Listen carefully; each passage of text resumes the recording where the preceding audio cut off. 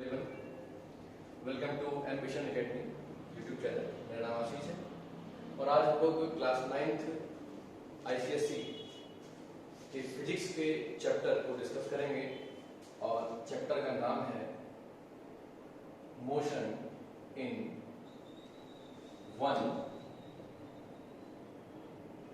Dimension. ये chapter का नाम motion in one dimension.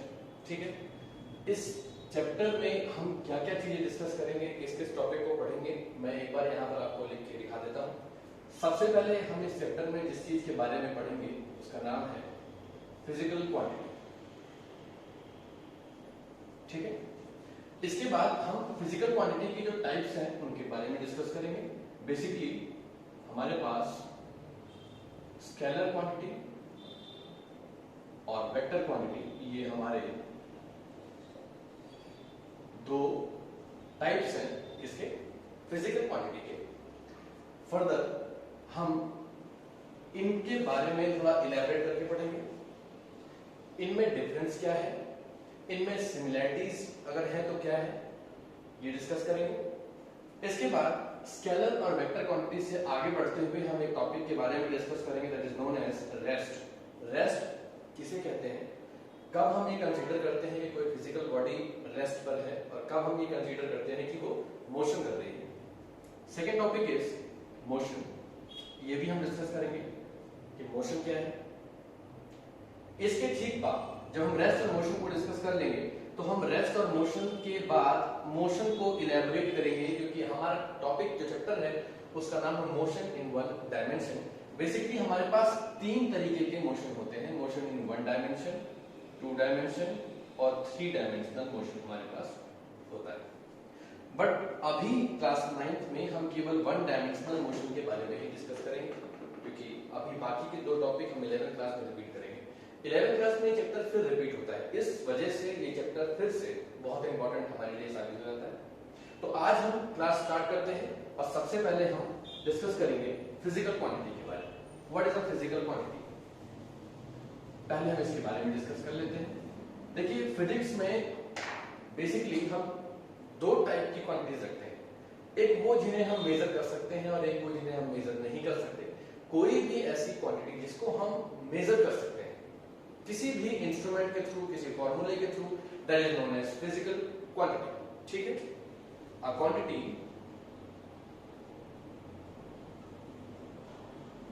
That can B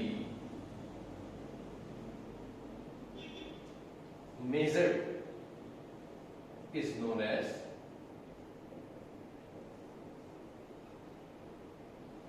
physical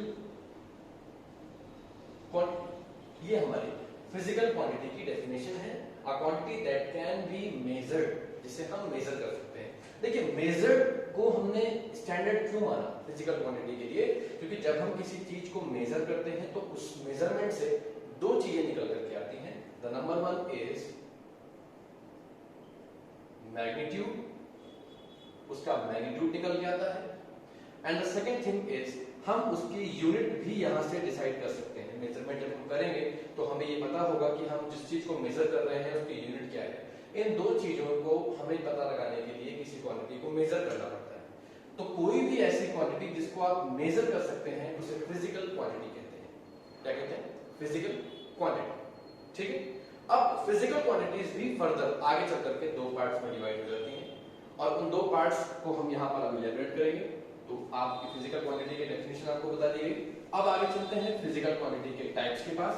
already हम ये बता चुके हैं आपको कि फिजिकल क्वांटिटी फर्दर दो पार्ट्स में डिवाइड हो जाती है। The first part is scalar quantity. अगर आप स्केलर क्वांटिटी को थोड़ा सा शॉर्ट में लिखना चाहें तो आप उसे स्केलर्स भी कह सकते हैं, scalars. And the second part of the physical quantity is vector quantity. ये है आपके पास सेकंड टाइप।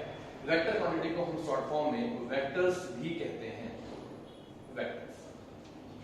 स्केलर क्वांटिटी और वेक्टर क्वांटिटी, जिन्हें हम स्केलर्स और वेक्टर्स भी कहते हैं। आगे चलते हैं, अब हम डिस्कस करेंगे स्केलर क्वांटिटी की क्या डेफिनेशन है कैसे हम किसी क्वांटिटी को डिसाइड करते हैं कि वो स्केलर है या वेक्टर है, और इनके बीच में डिफरेंस क्या क्या है। तो फर्स्ट ऑफ ऑल हम यहां पर डिस्कस करेंगे स्केलर क्वांटिटी के बारे में, ठीक। आइए देखते हैं स्केलर क्वांटिटी, ठीक है। अब इसकी डेफिनेशन पहले मैं आपको लिख के दिखा देता हूं, उसके बाद हम इसको आगे डिस्कस करेंगे। अ physical quantity, a physical quantity which has magnitude only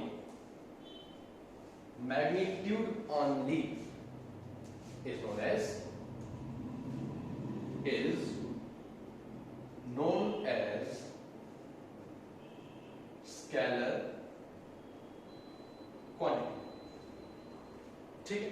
आइए जरा इस डेफिनेशन के बारे में थोड़ा सा इलैबोरेट कर लेते हैं। अ फिजिकल क्वांटिटी, क्योंकि ये फिजिकल क्वांटिटी का ही तो एक पार्ट है ना, इसलिए हमने कहा a physical quantity which has magnitude only is known as scalar quantity. For example हमने कहा कि 5 kg ये एक क्वांटिटी है, ये 5 देख रहे हैं आप। मैंने भी कहा था कि आप किसी फिजिकल क्वांटिटी को जब भी लिखते हैं उसमें दो चीजें बहुत इंपॉर्टेंट होती हैं। द फर्स्ट वन इज उसकी न्यूमेरिक वैल्यू, जिसे हम मैग्नीट्यूड कहते हैं, and the second one is उसका यूनिट। तो ये जो आप देख रहे हैं 5, ये क्या दिखा रहा है? ये उसका मैग्नीट्यूड दिखा रहा है, और ये क्या दिखा रहा है? यूनिट। तो कोई भी फिजिकल क्वांटिटी बेसिकली दो चीजों से मिलकर बनती है, एक मैग्नीट्यूड और एक उसकी यूनिट। इन दो चीजों से मिलकर के कोई फिजिकल क्वांटिटी बनती है। अब आगे चलते हैं तो फिजिकल क्वांटिटी, अब हमने इसको बताया कि ये अब जो क्वांटिटी है हमें डिसाइड करना है कि ये स्केलर है कि वेक्टर है, ये स्केलर है या ये वेक्टर है, हमें डिसाइड करना है। तो अगर कोई फिजिकल क्वांटिटी जिसमें केवल मैग्नीट्यूड हो, अब यहां ध्यान रखिएगा, आप मत सोचिएगा कि केवल मैग्नीट्यूड सर ने कहा है तो यूनिट नहीं होनी चाहिए, ऐसा नहीं है। कोई भी physical quantity without unit complete नहीं होती, तो इसलिए मैग्नीट्यूड के साथ आपको यूनिट कंसीडर करना पड़ेगा। यानी जब कोई फिजिकल क्वांटिटी केवल और केवल मैग्नीट्यूड शो करे तो उसे हम स्केलर कहते हैं। तो अभी बार-बार मैं केवल मैग्नीट्यूड, ओनली मैग्नीट्यूड पे क्यों फोकस करा रहा हूं आपको? क्योंकि जब हम वेक्टर्स पढ़ते हैं, कई लोग डेफिनेशन में यहां लिखते हैं which has magnitude only but no direction. तो डायरेक्शन चूंकि वेक्टर्स का पार्ट है, इसलिए हमने यहां पे कुछ इसको यहां पर हमने डिस्कस नहीं किया। तो कोई भी स्केलर क्वांटिटी जो केवल मैग्नीट्यूड शो करे उसे हम क्या कहते हैं? स्केलर क्वांटिटी कहते हैं। फॉर एग्जांपल हम कुछ यहां पर फिजिकल क्वांटिटीज जो स्केलर है उनके एग्जांपल आपको लेके दिखा देते हैं। फॉर एग्जांपल हम डिस्टेंस की बात कर लेते हैं। अगर हमने कोई डिस्टेंस कवर किया है, सपोज कीजिए आपने 5 किलोमीटर का डिस्टेंस कवर किया है, तो ये जो 5 किलोमीटर आपने लिखा है, ये 5 किलोमीटर स्केलर है या वेक्टर है? तो अगर हम ध्यान से देखें तो 5 किलोमीटर में क्या कोई डायरेक्शन रिप्रेजेंट होती है? कोई पर्टिकुलर डायरेक्शन आपको दिखती है? तो चूंकि डिस्टेंस तो हम किसी भी डायरेक्शन में कवर कर सकते हैं, इसलिए हम डिस्टेंस को किस में कंसीडर करते हैं? एज अ स्केलर क्वांटिटी हम कंसीडर करते हैं। इसके अलावा वेट, मैंने अभी लिखा 5 kg potato, it is also a scalar quantity, क्योंकि 5 kg पोटैटोस को डायरेक्शन रिप्रेजेंट नहीं करते। टाइम, आपसे किसी ने टाइम पूछा, आपने कहा इट इज 9 PM। अब ये जो 9 PM है, या आपने लिखा कि 2 आवर्स, सपोज कीजिए आपसे टाइम किसी ने पूछा, आपने कहा 2 आवर्स, तो ये जो आप 2 आवर्स लिख रहे हैं, इससे कोई टाइम जो है, इससे कोई डायरेक्शन तो रिप्रेजेंट नहीं होती, इसीलिए हम इसको भी किस में कंसीडर कर लेते हैं? डिस्प्लेसमेंट, वेट और टाइम, इन सभी को हम स्केलर्स में कंसीडर कर लेते हैं। इसके अलावा सपोज कीजिए हम बात करते हैं किसकी? स्पीड की, तो स्पीड भी किस में कंसीडर होता है? It is also a vector quantity, 5 kilometre per hour. ये सब क्या है? स्केलर क्वांटिटीज हैं, क्योंकि इन सभी क्वांटिटीज में किसी भी डायरेक्शन को रिप्रेजेंट करने के लिए कोई टर्म यूज नहीं की गई है। तो ऐसी फिजिकल क्वांटिटीज जिसमें केवल और केवल मैग्नीट्यूड हो अपनी यूनिट्स के साथ, उसे हम क्या कहते हैं? स्केलर क्वांटिटीज कहते हैं। ठीक है, तो आगे चलते हैं। स्केलर क्वांटिटीज के बाद इसी का सेकंड पार्ट हमारे पास एक और टर्म आ जाएगा। क्या आ जाएगा? That is vector quantity. अब फिजिकल क्वांटिटी और वेक्टर क्वांटिटी की जो डेफिनेशन है ना, बहुत जरा सा डिफरेंस है, इसलिए मैंने स्केलर की क्वांटिटी में ही कुछ चेंजेस करने का फैसला किया ताकि मैं आपको दिखा सकूं कि डिफरेंस क्या है। अभी मैंने स्केलर में कहा था मैग्नीट्यूड ओनली, लेकिन जब मैं वेक्टर की बात करूंगा तो मेरी डेफिनेशन में थोड़ा सा बदलाव आ जाएगा। मैं क्या लिखूंगा, अ physical quantity which has magnitude and direction both is known as vector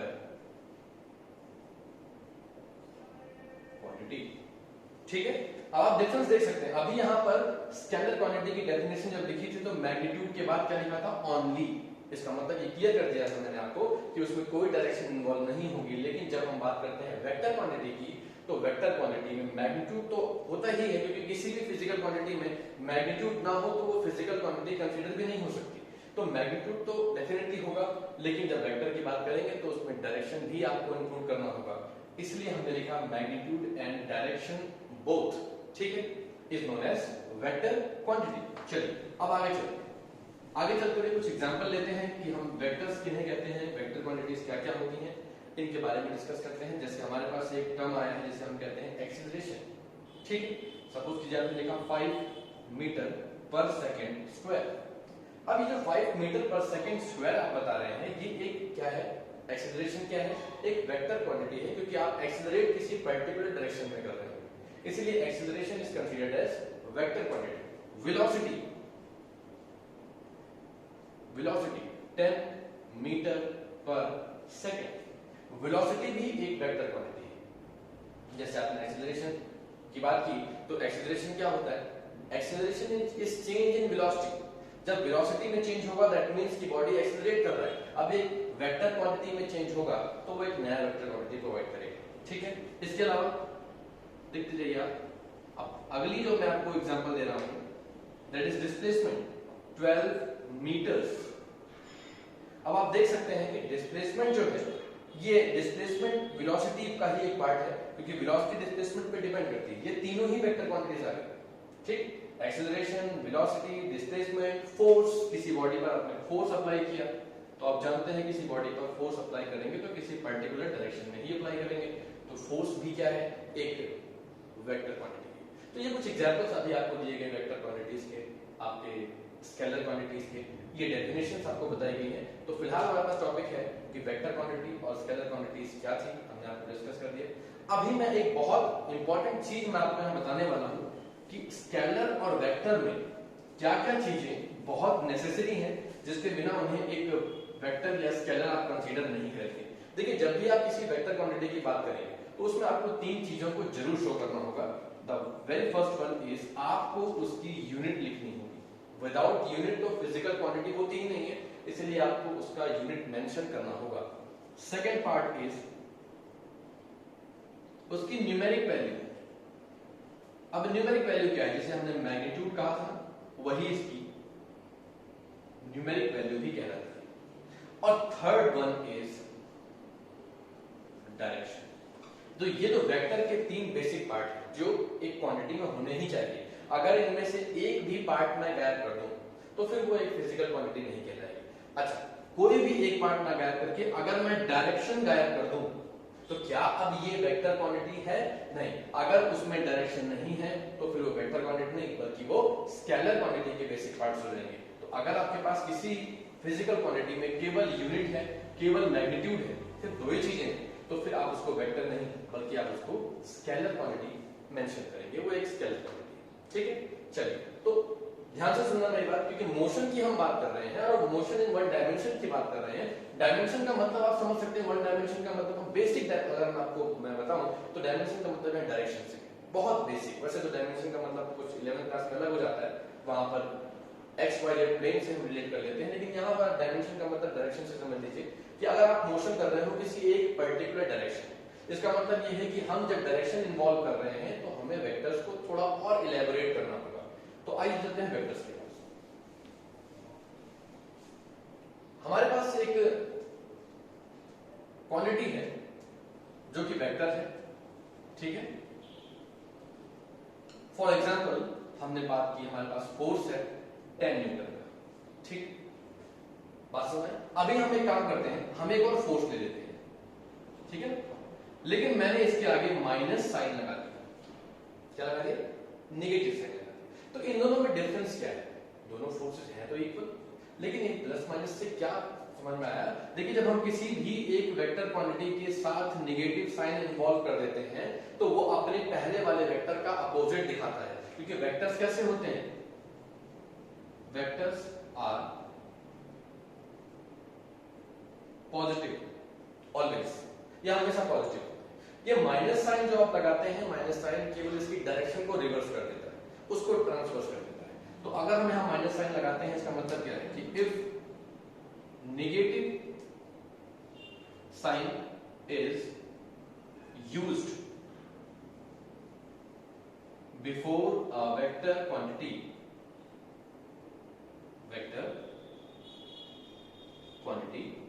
तो वो क्या रिप्रेजेंट करता है? अगर हम किसी भी वेक्टर के सामने नेगेटिव साइन अप्लाई कर देते हैं तो वो क्या दिखाता है? अपोजिट वेक्टर शो करता है।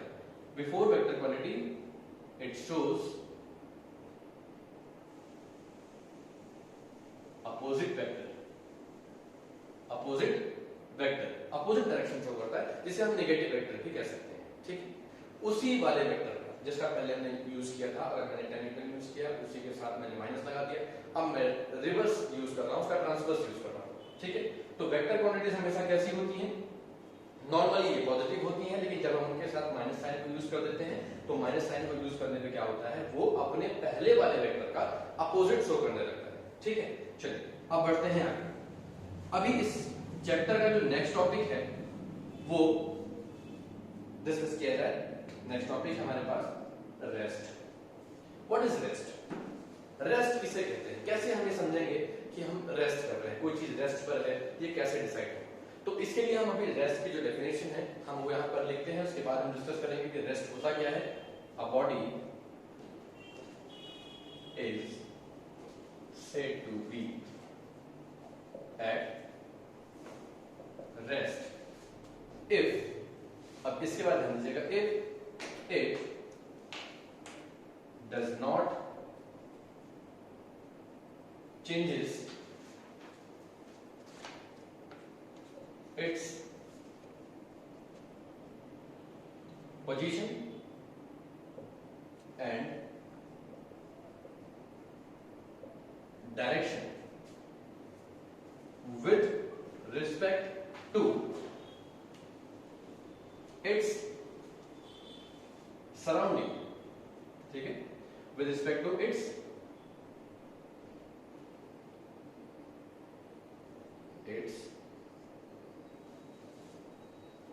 previous position लिख देते हैं।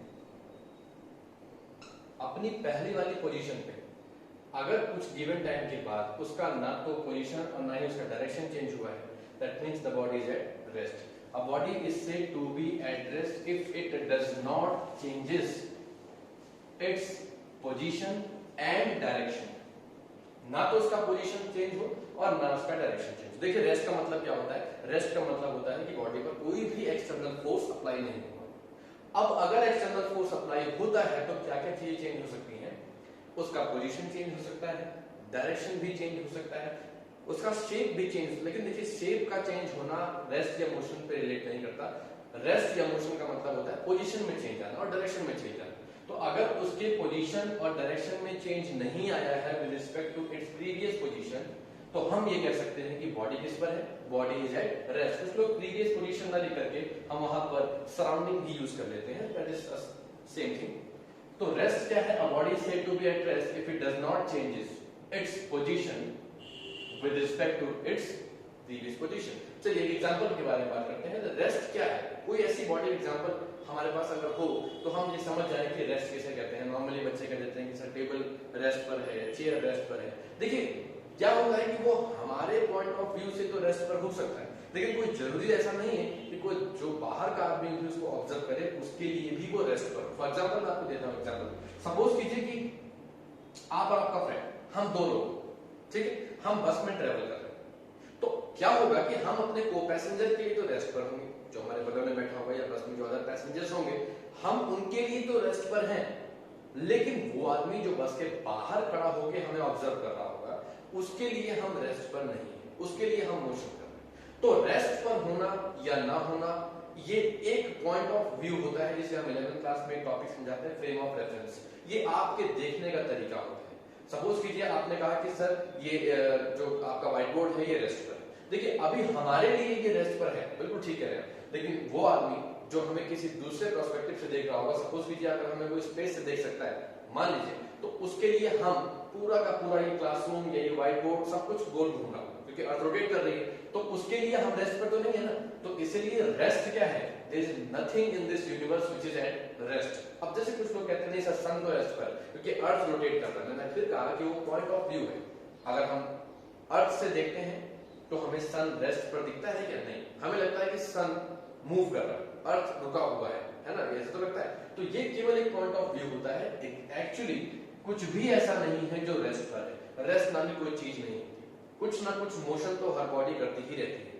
तो ये रेस्ट की डेफिनेशन है, a body is said to be at rest if it does not changes its position and direction with respect to its previous position और सराउंडिंग। ठीक है, आइए अब आगे चलते हैं, मोशन के बारे में डिस्कस करते हैं। व्हाट इज मोशन, मैं इसी डेफिनेशन में ऐड कर देता हूं मोशन। मोशन की क्या definition, a body is said to be in motion if it, यहां से कीजिए हटेंगे, इफ इट चेंजेस, अभी इफ इट चेंजेस आ जाएगा, पहले था if it does not changes, if it changes its position and direction with respect to its previous position, ये हमारे पास मोशन की डेफिनेशन आ जाएगी। चेंजेस हुए हैं तो वो मोशन करेगा, चेंजेस नहीं हुए हैं दैट मींस की बॉडी किस पर है, रेस्ट पर है। तो रेस्ट पर होना या मोशन पर होना, ये दोनों किस पर डिपेंड करते हैं, ये इस बात पर डिपेंड करते हैं कि ऑब्जेक्ट की प्रीवियस पोजीशन क्या थी और अभी प्रेजेंट पोजीशन क्या है। अगर प्रीवियस पोजीशन और अभी प्रेजेंट पोजीशन एक ही है दैट मींस की बॉडी ने कोई भी मोशन नहीं किया, वो रेस्ट पर है। लेकिन अगर चेंज हुआ है तो हम ये कह सकते हैं कि बॉडी ने क्या किया, बॉडी ने मोशन किया है। तो मैंने जैसे पहले भी डिस्कस किया था कि हम मोशन के टाइप्स के बारे में डिस्कस कर लेते हैं। तो मोशन बेसिकली हमारे पास तीन टाइप का होता है। अगर हम डायमेंशन के सेंस में बात करें तो the very first one is one dimension motion, number two two dimension and the number three is three dimension. ठीक है, लेकिन अभी हमारे जो क्लास है, जो कि हम 9th क्लास के बारे में डिस्कस कर रहे हैं, 9th क्लास में केवल हम मोशन इन वन डायमेंशन को ही डिस्कस करेंगे। मोशन इन वन डायमेंशन तो बहुत बेसिक सा मैं आपको मतलब समझाऊं तो जब कोई एक बॉडी किसी स्ट्रेट पाथ को फॉलो कर रही होती है तो उसे हम कहते हैं मोशन इन वन डायमेंशन। जब किसी बॉडी को आप किसी एक पर्टिकुलर डायरेक्शन में चलाते हैं दैट मींस कि बॉडी ने एक डायरेक्शन पकड़ ली है, अब वो डायरेक्शन चेंज नहीं करेगी, किसी स्ट्रेट पाथ पर चलती हुई बस, अपने रेलवे ट्रैक पर चलती हुई ट्रेन, ये सब क्या है, ये सब मोशन इन वन डायमेंशन के एग्जांपल्स हैं। ठीक है, तो अभी हमारे पास ये टॉपिक है मोशन इन वन डायमेंशन। बाकी टू डायमेंशन और थ्री डायमेंशन टॉपिक जो है उन्हें हम फर्दर क्लासेस में डिस्कस करेंगे।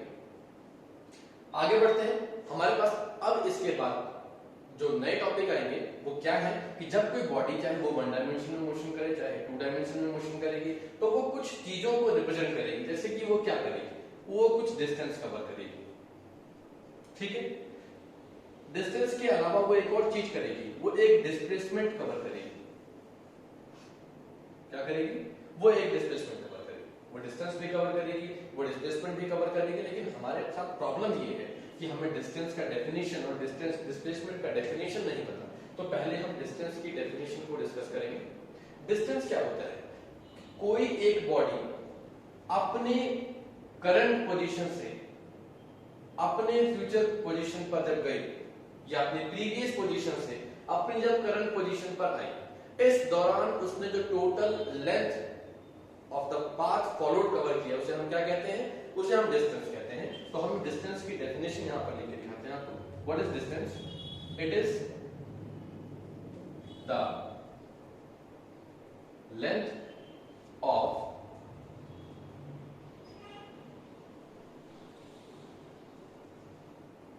path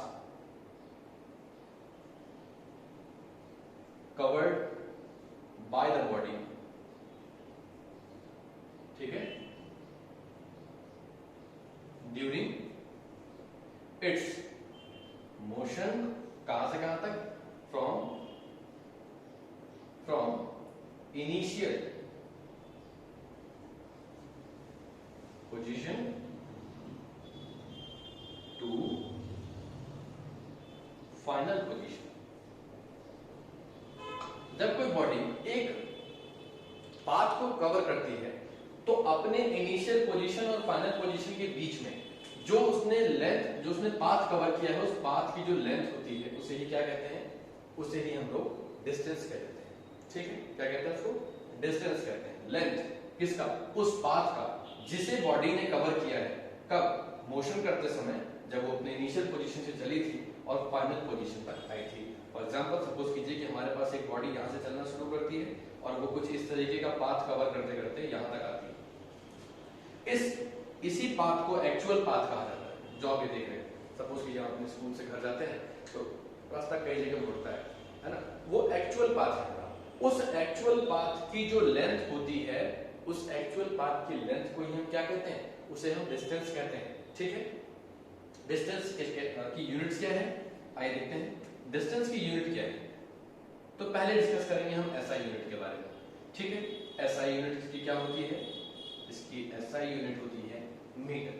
ठीक है, लेकिन कभी कभी एग्जामिनेशन में आपसे सीजीएस के बारे में भी पूछ लेते हैं, इसकी सीजीएस यूनिट क्या होती है, तो हम इसको मेजर करेंगे सेंटीमीटर। ठीक है, ये इसकी सीजीएस और एसआई यूनिट्स के बारे में। अब बात फिर वही घूम के आती है कि डिस्टेंस जो है ना, वो एक वेक्टर क्वांटिटी है या स्केलर क्वांटिटी है। तो देखिए, अगर हम आपको समझाएं, ये देखिए, अगर ये आपका पाथ कवर्ड है तो आप देख सकते हैं कि इस पूरे पाथ पर चलने के दौरान बॉडी की डायरेक्शन फिक्स नहीं थी, बार बार चेंज हुई थी, बार बार चेंज हुई। इसलिए हमने कहा इसमें कोई पर्टिकुलर डायरेक्शन तो इंडिकेट हुई नहीं, इसलिए हमने क्या कहा कि डिस्टेंस जो होता है ना, distance is a scalar quantity. तो क्या है डिस्टेंस, इट इज अ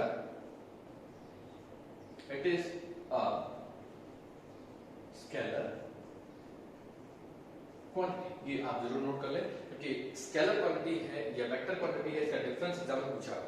कुछ क्वांटिटीज आपको गिवन होंगी, उसके बाद आपको ये टीचर कहेंगे कि आप इसमें से स्केलर क्वांटिटीज और वेक्टर क्वांटिटीज को सेपरेट कर दीजिए। तो फिर आपको ये पता होना चाहिए कि स्केलर क्वांटिटी की डेफिनेशन क्या है, हमने अभी डिस्कस किया।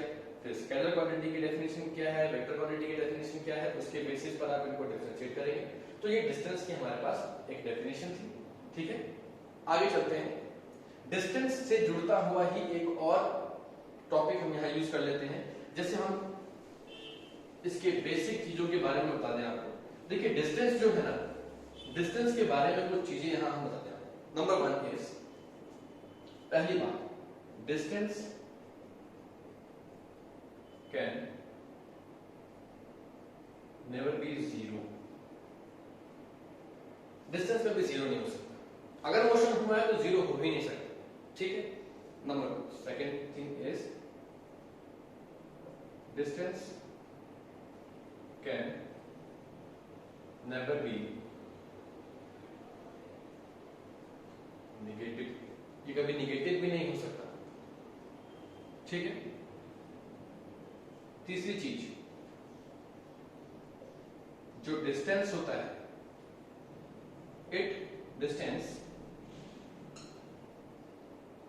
Depends on the path followed. ये तीन चीजों के बारे में डिस्कस करते हैं। देखिए, डिस्टेंस हमने पहला पॉइंट लिखा, distance can never be zero. क्योंकि एक बॉडी जब भी मोशन करेगी तो कुछ ना कुछ तो डिस्टेंस कवर करेगी। ऐसा हो ही नहीं सकता कि बॉडी ने मोशन तो किया पर डिस्टेंस कवर नहीं किया, क्योंकि अगर डिस्टेंस ही कवर नहीं किया दैट मींस कि मोशन ही नहीं हुआ, दोनों दूसरे के रिलेटिव है। अगर मोशन हुआ है तो इसका मतलब डिस्टेंस भी कवर हुआ है। ठीक है, distance can never be negative, distance कभी नेगेटिव नहीं हो सकता। ठीक है, ये तो बहुत सिंपल सी बात है कि नेगेटिव क्यों नहीं हो सकता, क्योंकि नेगेटिव इसलिए नहीं हो सकता क्योंकि डिस्प्लेसमेंट नहीं, डिस्टेंस जो है ये हमेशा एक पॉजिटिव डायरेक्शन की तरफ ही जाता है, इसलिए हम इसको कभी नेगेटिव कंसीडर नहीं कर सकते। थर्ड पॉइंट बहुत इंपॉर्टेंट है कि distance depends on the path followed. Body ने जिस पाथ को चला है, जिस पाथ को कवर किया है, जिस पे वो चला है, उस पर ये डिपेंड करता है, क्योंकि हमने भी डेफिनेशन में कहा कि it is the length of the path followed. इसका मतलब क्या हुआ कि डिस्टेंस जो है वो पाथ पे डिपेंड करेगा। ये कुछ इसके बारे में बेसिक चीजें थी, बेसिक इंफॉर्मेशन थी। अभी एक टॉपिक हम और पढ़ लेते हैं आज, that is similar to distance, और उसका नाम है डिस्प्लेसमेंट। देखिए सिमिलर मैंने इसलिए कहा क्योंकि इसकी यूनिट सेम हो जाती है, ठीक है। और इसके अलावा कुछ और चीजों में ये सिमिलरिटी शो कर देता है, वो क्या चीजें हम अभी डिस्कस करेंगे। लेकिन एग्जैक्टली डिस्टेंस और displacement both are different topics, इन्हें हम कभी भी रिलेट नहीं कर सकते। लेकिन कहीं कहीं पर ये कंफ्यूजन बच्चों के मन में कुछ वजह से आ जाता है, वो वजह क्या है, वो क्यों कंफ्यूजन मन में आता है, वो भी हम डिस्कस करेंगे। तो आइए चलते हैं, पहले हम डिस्कस करते हैं किसके बारे में, हम डिस्कस करेंगे डिस्प्लेसमेंट के बारे में।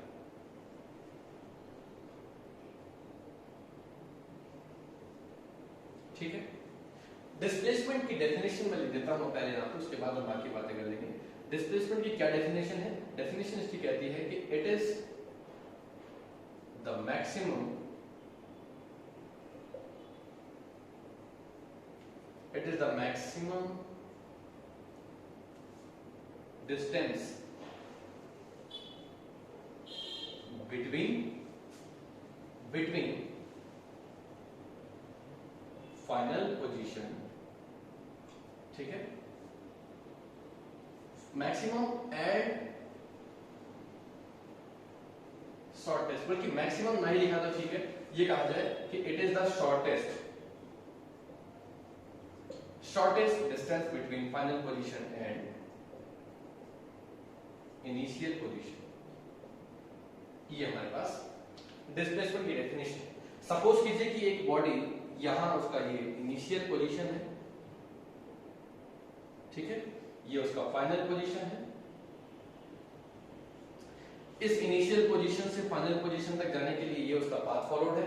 अगर मैं इस एक्चुअल पाथ की लेंथ निकालूं, एक्चुअल पाथ जो उसने कवर किया, तो उसे हम क्या कहें, वो डिस्टेंस कहलाएगा, दैट इज नॉट डिस्प्लेसमेंट। लेकिन अगर इस इनिशियल से इस फाइनल के बीच का जो ये शॉर्टेस्ट डिस्टेंस है, अगर मैं ये इसकी लेंथ निकाल दूं, ये देख रहे हैं, अगर मैं इसकी लेंथ निकाल दूं, ये जो शॉर्टेस्ट डिस्टेंस दोनों के बीच का है, तो ये डिस्प्लेसमेंट को शो करेगा। किसको शो करेगा? डिस्प्लेसमेंट शो करेगा, ठीक है। लेकिन जो ये एक्चुअल पाथ कवर किया, अगर मैं इसकी लेंथ निकालूं तो वो किसको शो करेगा? वो डिस्टेंस को शो करेगा।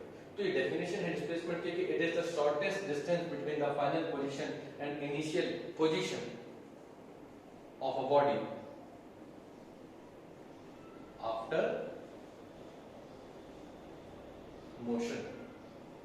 आफ्टर मोशन करने के बाद बॉडी की फाइनल पोजीशन और इनिशियल पोजीशन के बीच का जो शॉर्टेस्ट डिस्टेंस होगा, उसे हम क्या कहेंगे? उसे हम डिस्प्लेसमेंट कहेंगे, ठीक है ना। चलिए आगे चलते हैं, अब इसकी यूनिट्स के बारे में डिस्कस कर लेते हैं। अब ये देखिए बच्चों को बहुत कॉमन सा प्रॉब्लम ये रहता है कि सर डिस्टेंस डिस्प्लेसमेंट सेम है, वो ऐसा क्यों कहते हैं? क्योंकि देखिए अभी हमने आपको समझाया कि जो डिस्टेंस होता है ना, उसका यूनिट क्या होता है? मीटर। और डिस्प्लेसमेंट का ऐसा यूनिट क्या होता है? अगर आप ध्यान से सुनेंगे तो आपको पता लगेगा कि इसका भी यूनिट मीटर ही होता है। और यही वो चीज है जो बच्चों के मन में डाउट जनरेट करता है कि सर चूंकि दोनों का यूनिट सेम है तो फिर ये दोनों क्वांटिटीज भी सेम है। लेकिन आप एक चीज को ध्यान रखिए, आप कभी भी यूनिट को देख करके दोनों में सिमिलरिटीज मत बताइए, आप पाथ फॉलोड पर जाइए।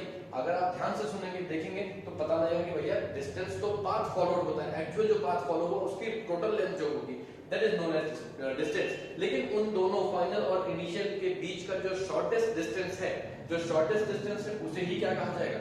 उसे डिस्प्लेसमेंट कहा जाएगा। ये जो कंफ्यूजन है मन में, इसे दूर कर लीजिएगा, क्योंकि डिस्टेंस का यूनिट भी मीटर है, डिस्प्लेसमेंट का भी मीटर है। अगर मैं सीजीएस की यूनिट की बात करूं, इसके सीजीएस यूनिट, तो आप क्या देखेंगे कि वो सेंटीमीटर है, वहां भी यही थी।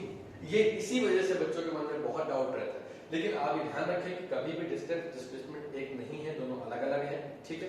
तो इसलिए इस कंफ्यूजन में उन्हें बिल्कुल ना रखें। अब आगे चलते हैं।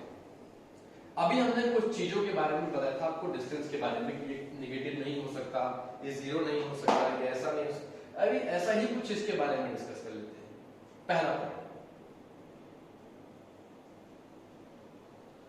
Displacement can be zero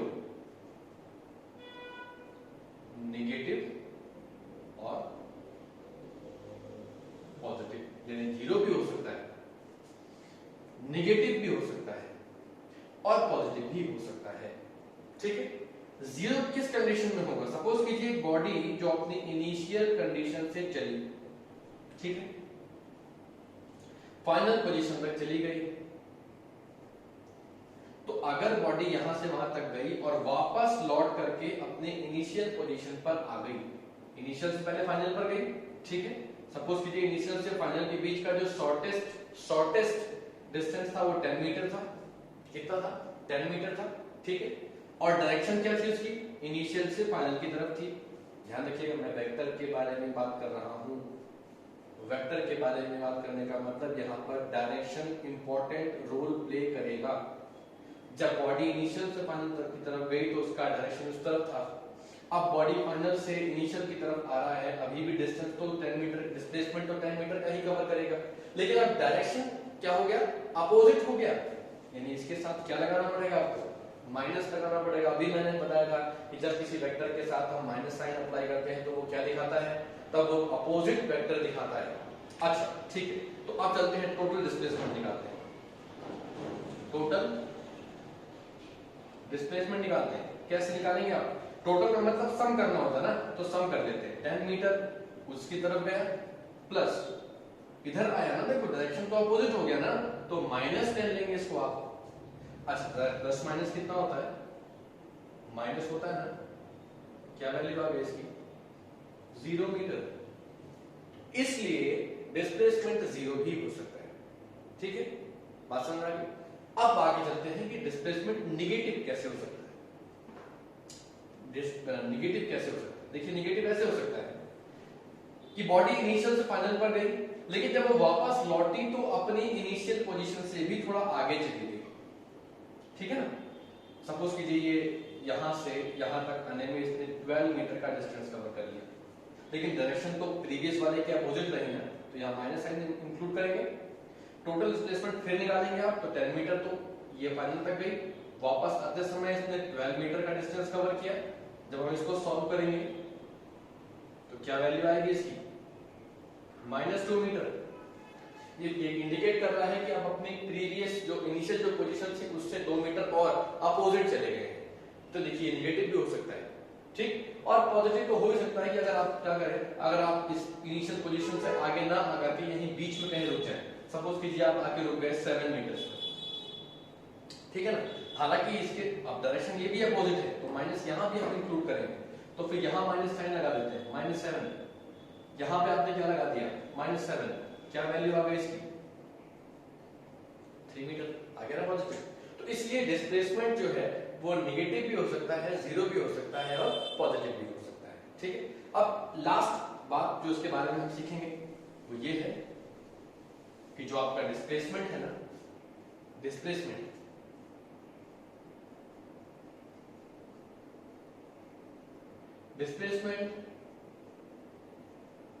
does not depend on the path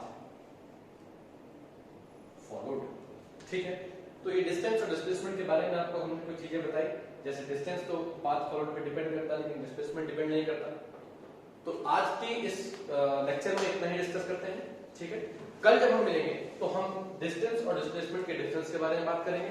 इसके अलावा हम ये भी डिस्कस करेंगे कि स्पीड किसे कहते हैं, वेलोसिटी किसे कहते हैं, और इस चैप्टर के जो बाकी के फर्दर टॉपिक्स हैं उसके बारे में भी हम डिस्कस करेंगे। तो हमारा जो नेक्स्ट वीडियो है वो बहुत जल्दी आप लोग के सामने आएगा। तो आप फिलहाल अभी जो आपको इस लेक्चर में बताया गया इसके बारे में बहुत ध्यान से पढ़ना पड़े, ठीक है। टॉपिक को क्लियर करते रहे, जो भी चीज आपको डाउट्स हो कमेंट्स में बताते रहे, जो भी डाउट होंगे क्लियर करेंगे, ठीक है ना।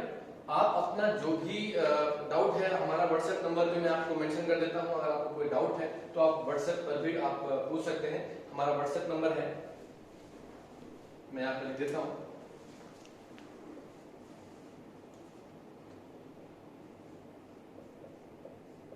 आप इस नंबर पर व्हाट्सएप करके भी डाउट पूछ सकते हैं। बाकी जो भी टॉपिक है वो कल की वीडियो में, आज के लिए इतना ही। Thank you so much.